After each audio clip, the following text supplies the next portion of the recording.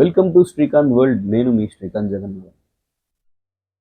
అర్థం కాని చదువు వ్యర్థము, అర్థం చేసుకుంటూ చదువు. మనల్ని అర్థం చేసుకోలేని వాళ్ళు 1000 మంది మన పక్కన ఉండడం కంటే కూడా మనల్ని అర్థం చేసుకున్న వాళ్ళు ఒకరు మనకు దూరంగా ఉన్నా చాలు సంతోషమే. ఇలాంటి మాటల యొక్క ముఖ్య ఉద్దేశం ఏంటంటే అర్థం చేసుకోవడం గురించి. అండ్ అలాగే అర్థం చేసుకోవడం చాలా అవసరం కూడా. ఇక అసలు విషయాల్లోకి వెళ్తే నాకు కొన్ని అనుమానాలు ఉన్నాయి. అవేంటంటే, చర్చిలోకి వెళ్తే వాళ్ళ ప్రేయర్స్ అన్నీ కూడా వాళ్ళ రిలీజియన్ లాంగ్వేజ్లోనే ఉంటాయి. బైబిల్ మొదట హెబ్రూ భాషలో మొదలైనప్పటికీ ప్రేయర్ మాత్రం అన్ని భాషల్లో చేయబడుతుంది. ఏ స్టేట్లోని క్రిస్టియన్స్ ఆ స్టేట్ యొక్క లాంగ్వేజ్ తోటి ప్రేయర్ చేసుకుంటూ ఉంటారు. ఇన్ కేస్ అందరికీ అర్థం కాని ఇంగ్లీష్ లాంగ్వేజ్లో ప్రేయర్ చేసినా ట్రాన్స్లేట్ చేయడానికి ఒక పాస్టర్ని నియమించుకుంటారు. అలా నియమించుకోవడం వల్ల దేవునికి భక్తులకి మధ్య ఉన్న కన్వర్జేషన్ ఏంటో, అసలు దేవుడికి ఏం కన్వే చేస్తున్నారో అన్నది క్లియర్ కట్గా అర్థమైపోతుంది. దాంతో ఆ ప్రేయర్కి పరిపూర్ణత, కంప్లీట్నెస్ ఉంటుంది. సేమ్ మసీదుకి వెళ్తే వాళ్ళ నమాజు అరబిక్ లాంగ్వేజ్లో ఉన్నప్పటికీ ట్రాన్స్లేట్ చేయడానికి ఒక మత పెద్దని నియమించుకుంటారు. ఆ మత పెద్ద ఉర్దూలో క్లియర్ కట్గా ఎక్స్ప్లెయిన్ చేస్తారు. దాంతో దేవునికి భక్తులకి మధ్య ఉన్న కన్వర్జేషన్ ఏంటో, వాళ్ళు ఏం కన్వే చేస్తున్నారు అన్న విషయం క్లియర్ కట్గా అర్థమైపోతుంది. ఆ ప్రేయర్కి పరిపూర్ణత, కంప్లీట్నెస్ ఉంటుంది. ఆల్మోస్ట్ ఆల్ అందరి మత పెద్దలు, పాస్టర్లు దేవునికి ఏం కన్వే చేస్తున్నారో భక్తులందరికీ క్లియర్ కట్గా ఒక స్పష్టంగా అర్థమవుతుంది.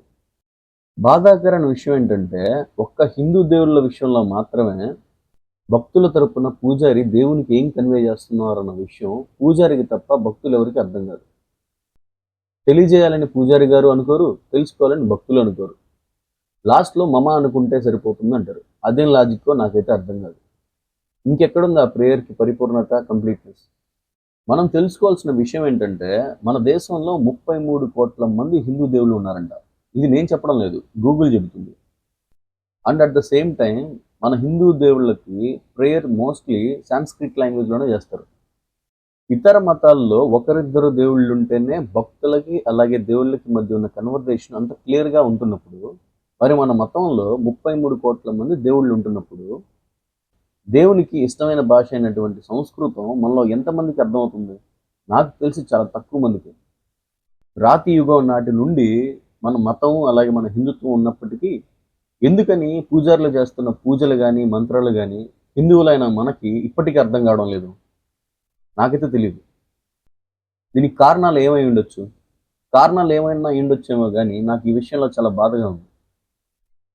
సపోజ్ ఎవరైనా ఫారినర్ కానీ ఇతర మతస్థులు ఎవరైనా కానీ భారతదేశంకి వచ్చి దేవుని దర్శనం కోసం గుళ్ళోకి వచ్చి మీ పక్కన నిలబడ్డప్పుడు, అదే సమయంలో పూజారి దేవుడికి మంత్రాలు చదువుతున్నప్పుడు ఆ ఫారినరు మిమ్మల్ని, పూజారి గారు దేవుడి కోసం మంత్రాలు చదువుతున్నారు కదా, ఏం చదువుతున్నారు, కాస్త వాటి గురించి అర్థం చెప్తారా నాకు అని అడిగితే మీరు ఆ సమాధానం చెప్పలేకపోతే ఎంత అవమానం.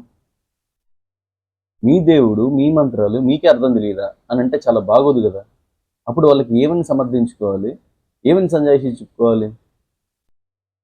అయినా దేవునికి రాని భాష అంటూ ఉండదు కదా. మరి అలాంటప్పుడు సాంస్క్రిట్ లాంగ్వేజ్లో ఒకటే పూజలు, వ్రతాలు చేయడం ఎందుకు? చాలా సింపుల్గా ఆ పూజలు, వ్రతాలు ఏవైతే ఉన్నాయో అవన్నీ తెలుగులోనే చేస్తే అందరికి ఈజీగా అర్థమైపోతుంది కదా. ఐ మీన్ ఎవరి రీజనల్ లాంగ్వేజెస్లో వాళ్ళు చేసుకుంటే బెటర్ అని. లేదు కాదు సాంస్క్రిట్ లాంగ్వేజ్లోనే పూజలు, వ్రతాలు అన్నీ చేయాలి అని అనుకుంటే మంచి ట్రాన్స్లేటర్ని ఒకరిని రిక్రూట్ చేస్తే అప్పుడు ఆయన అందరికి అర్థమయ్యేలా ట్రాన్స్లేట్ చేస్తాడు కదా. ఇలా చేయడం ద్వారా చాలామందికి మన హిందుత్వం గురించి, మన మంత్రాలు, వ్రతాల గురించి, అందులో ఉన్న గొప్పతనం గురించి తెలుసుకుంటారు. అందరూ నేర్చుకుంటారు, అర్థం చేసుకుంటారు. భక్తి భావన మరింత పెరుగుతుంది. భక్తులకు దేవుడికి దగ్గరగా ఉండడం కంటే గొప్ప పని ఇంకేముంటుంది? అందుకే ప్రవచనాలు చెప్పేవాళ్ళు అలాగే సాంస్క్రిట్ లాంగ్వేజ్ ట్రాన్స్లేటర్స్ ఎంత ఎక్కువ మంది ఉంటే అంత మంచిది. ప్రవచనాలు వినడం ద్వారా మనకు జరిగే నష్టం రవ్వంత కూడా ఉండదు. కావాలంటే మన చాగంటి కోటేశ్వరరావు గారి మాటలు, గరుకుపట్టి నరసింహారావు గారి మాటలు, గంగాధర శాస్త్రి గారి మాటలు వింటే మనకు అర్థమవుతుంది. అండ్ వాళ్ళు తెలుగు అలాగే సంస్కృతులను అర్థమయ్యేలా మాట్లాడుతూ ఉంటారు. అలాగే ప్రతి టెంపుల్లో కూడా సాంస్క్రిట్ లాంగ్వేజ్ ట్రాన్స్లేటర్స్ని నియమించడం వల్ల ఈ వెధవ కాస్ట్ అండ్ బ్యారియర్స్ని బ్రేక్ చేసిన వాళ్ళు అవుతారు. ఇప్పటి నుండి ఇంప్లిమెంట్ చేస్తే నెక్స్ట్ 100 yearsకైనా సంస్కృత భాష చాలామంది ప్రజలకు సునాయాసంగా మాట్లాడే స్థాయికి అలవాటు అవుతుంది. మన హిందుత్వం బలపడుతుంది. మన హిందువులకి అంతకన్నా ఇంకేం కావాలి? ఇప్పటిదాకా నేను చెప్పిందంతా మనం ఏం చేసినా, ఏం చెప్పినా ఒక అర్థం, పరమార్థం ఉండాలి అనే ఒక మంచి ఉద్దేశంతో చెప్పానే తప్ప, ఎవరిని తక్కువ చేయడం గానీ, తప్పు పట్టడం గానీ నా ఉద్దేశం కానే కాదు. ఒకవేళ నేను మాట్లాడిందంతా తప్పు అని అనుకుంటే, మనం మొదట్లో అనుకుంటున్నట్లు అర్థం కాని చదువు వ్యర్థం, అర్థం చేసుకుంటూ చదువు అన్నప్పుడు, అర్థం కాని పూజలు, అర్థం కాని మంత్రాలు వ్యర్థం కాకుండా ఉంటుందా? ఆలోచించండి. సర్వే జనా సుఖినో భవంతు. స్వస్తి. జై భీమ్, జై భారత్.